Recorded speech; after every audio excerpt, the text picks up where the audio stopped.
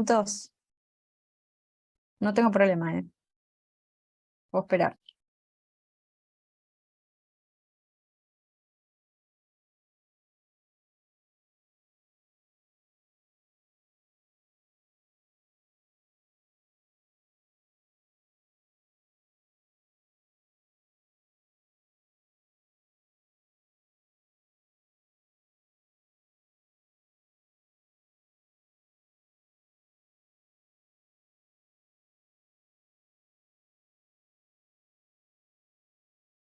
¿En qué ciudad estás, Alex?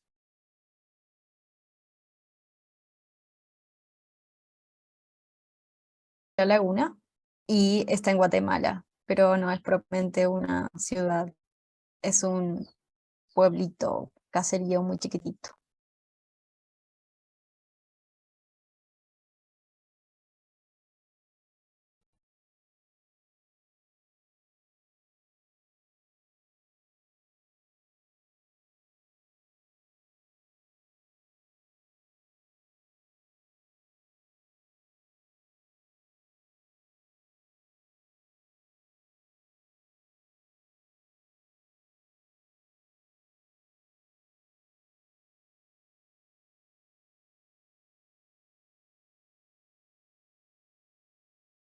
Creí que les había contado un poco, y si no, les cuento antes de arrancar.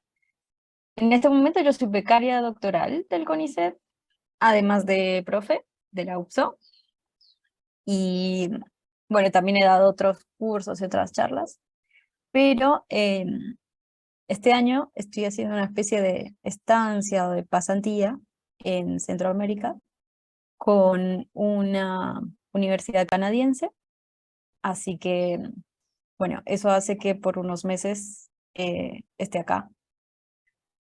En realidad me queda solamente un mes, ya el próximo mes estoy de nuevo en Argentina, porque yo vivo en Argentina, aunque tengo acento colombiano, porque soy colombiana. Así que bueno, es por eso que me confundo con el horario. Y también es por eso que me puedo llegar a enfermar de vez en cuando. Así que, bueno, esa es un poco la historia. Me gustaría que alguno de ustedes que está en el chat nos cuente a todos y a todas lo que es un bug, porque tal vez algunos no lo saben. Un bug es un error en el código. Es cuando se te Ok, frena la ejecución del programa por un error en el código. Sí, pero ¿y lo saben gracioso por es qué? la historia, sí. Eso No, quiero escuchar. la historia, el bug no la sé la historia. O sea, antiguamente, bueno, no recuerdo bien la historia, pero se supone que antes cuando las computadoras eran grandes como edificios, que estaban llenas de cables, alguien escribió un código y le daba error. Entonces dice, pero el código está bárbaro. Y cuando se ponen a revisar todos los cables, encuentran un bicho o un bug, o un bug, como quieras decir, que estaba metido entre dos contactos, ¿no? Chamuscado, y de ahí viene el nombre, digamos, de bicho o bug en el código. Mirá, no la sabía la historia.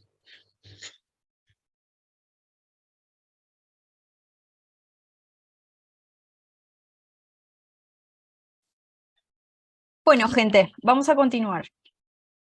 Voy a compartirles mi pantalla de nuevo.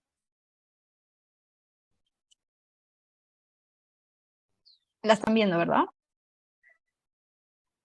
Sí, sí. Ok. Bien, entonces, como siempre, retomo palabras y contextos y conceptos claves para que ustedes no se olviden. Hemos visto ampliamente, digamos, ampliamente lo que es programación. Hemos visto un poquito más en profundidad lo que es un algoritmo y cómo se representa. Sabemos de la primera clase que el código fuente de cualquier cosa, porque no necesariamente es un programa, es la suma de un montón de algoritmos. Y finalmente, ahora vamos a ver que para que una computadora o cualquier aparato electrónico pueda ejecutar, esa serie de secuencias que nosotros le estamos pidiendo que haga, necesita de un lenguaje de programación, ¿sí? No le podemos decir simplemente con un dibujito o con palabras, resolveme esto, sino que tenemos que usar su mismo lenguaje para comunicarnos con este sujeto, que antes llamaban ordenador o computadora, pero la verdad que ahora hay tantos dispositivos que queda corto. ¿Bien? Ok. De nuevo, algunas frasecitas para definir estos conceptos, pero vamos a ir directo a lo que es el lenguaje, ¿bien? El lenguaje de programación, como su nombre lo indica, es un lenguaje y básicamente es una herramienta de comunicación, ¿bien? Y en este caso es la comunicación que tenemos las personas con computadoras o cualquier tipo de hardware que se les ocurra, software y hardware también, con cualquier dispositivo electrónico, llamaría yo, o incluso es la forma de comunicarse entre estos dispositivos también, porque ya está sucediendo claramente, ¿bien? Pero entonces utilizamos ese lenguaje para podernos comunicar, ¿sí? Por eso es muy similar y generalmente se le compara con un idioma, que es un buen ejemplo, dado que, por ejemplo, si nosotros que estamos en América del Sur o América Central, como en mi caso, nos comunicamos en español, si hay alguien en España se comunica en español, pero si hay alguien que está en Norteamérica o en Europa, se comunicará probablemente en inglés, o si hay alguien en Francia o en África, probablemente en francés. El contexto de los idiomas viene de un lugar específico, ¿sí? Sin embargo, los lenguajes, si bien tienen un contexto, no tiene que ver con un lugar, sino tiene que ver con una función. Es decir, ¿qué queremos hacer con ese lenguaje? Depende de qué lenguaje usemos. Bien, entonces, esto simplemente para decirles que hay cientos e incluso creo que miles de lenguajes de programación, algunos mucho más utilizados que otros, entonces eso se reúne a que ya no sean miles o cientos, sino que tal vez alguna docena de lenguajes, pero así como en el planeta hay tantos lenguajes que utilizan comunidades indígenas o un montón de lenguajes, o incluso lenguajes que no son verbales, como el lenguaje de señas, asimismo hay tantos lenguajes de programación, ¿bien? Y el contexto no lo da, en este caso, un lugar específico o una manera o una cultura, sino que lo da específicamente para qué se va a utilizar, ¿bien? Entonces, más que eso, creo que no viene tanto al caso.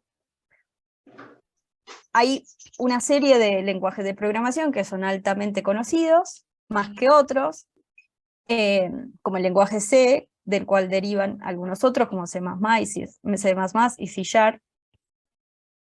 C Sharp y Visual Basic que fueron de los mismos desarrolladores, que todo esto es Microsoft. Después hay algunos otros, como Go o como Ruby, que son más actuales, y están más orientados a ser, digamos, más web, aunque se utilizan para hacer aplicaciones móviles, pero el hecho de que sea web no significa que sean páginas web, por eso utilizo el concepto web. Está Java y JavaScript, que también es muy web, y hay otros lenguajes como es Python, como es R, o incluso como es SQL. Está más orientado a trabajar con datos, a hacer análisis de datos, y en general a todo lo que tenga que ver con procesamiento de grandes cantidades de datos, ¿bien? Esto no quiere decir que si, por ejemplo, a alguno de ustedes se les ocurre y les gustaría hacer una aplicación móvil con Python, no lo pueda hacer. De hecho, sí, de hecho hay hechas. O un videojuego o un sitio web. Sí se hace. Pero en general Python se utiliza más para hacer procesamiento de datos, ¿bien?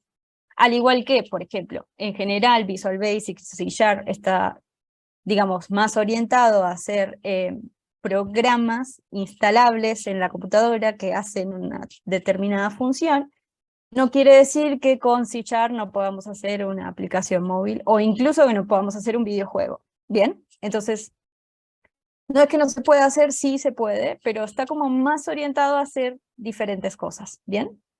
Pero hay tantos lenguajes como funcionalidades en el planeta. Bien,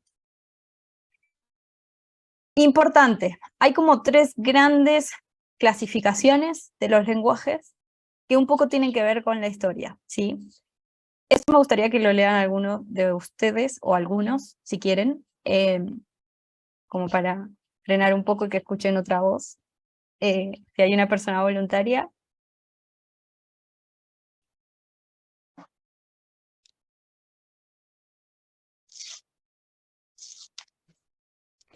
Yo lo leo. El lenguaje máquina. Se Lenguaje pueden repartir, máquina. Primero uno y luego el otro. ¿Arranco?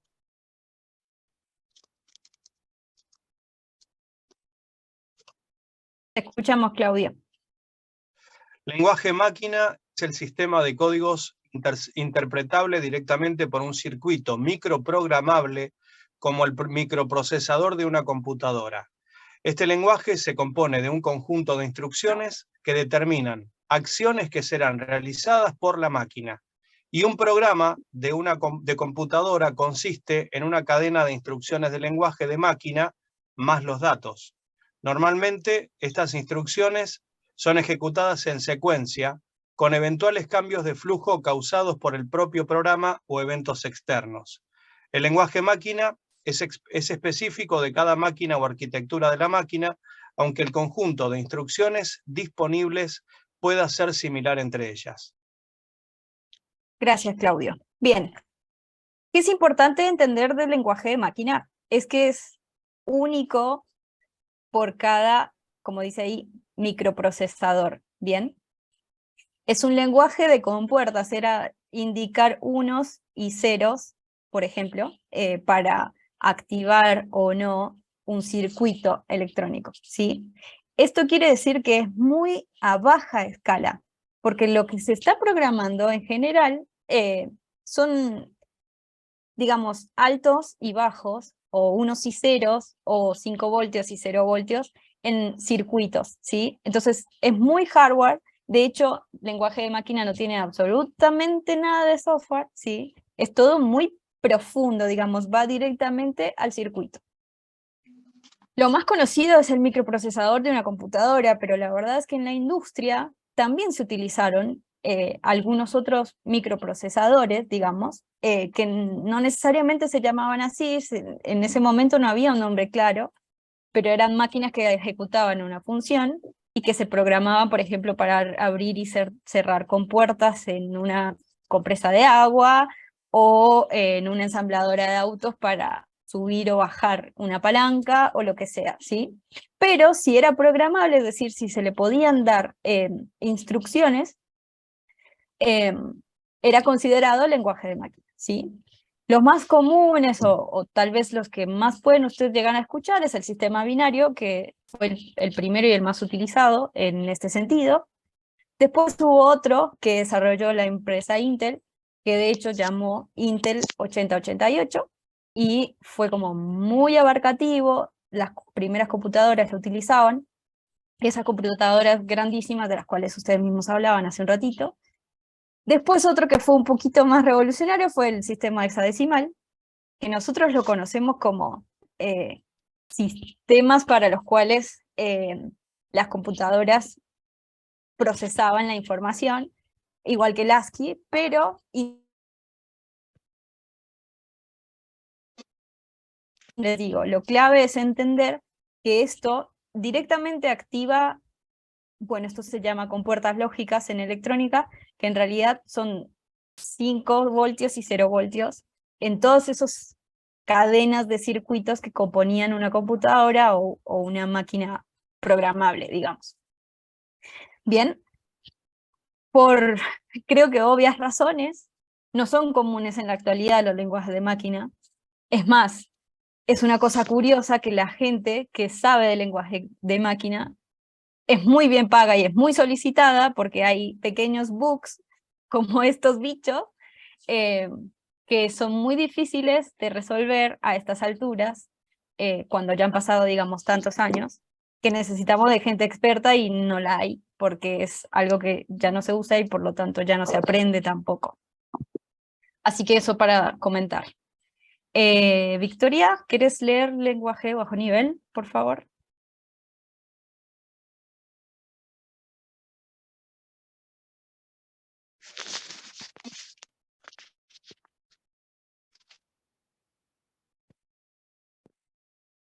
Sí, Leo, a ver, para que lo veo muy chiquito. Lenguaje de bajo nivel. Un lenguaje de programación de bajo nivel es el que proporciona poca o ninguna abstracción del microprocesador de una computadora. Consecuentemente, su traslado al lenguaje de máquina es fácil. El término ensamblador, del inglés assembler, se refiere a un tipo de programa informático encargado de traducir un archivo fuente, escrito en un lenguaje ensamblador, a un archivo objeto que contiene código máquina ejecutable directamente por la máquina para la que se ha generado.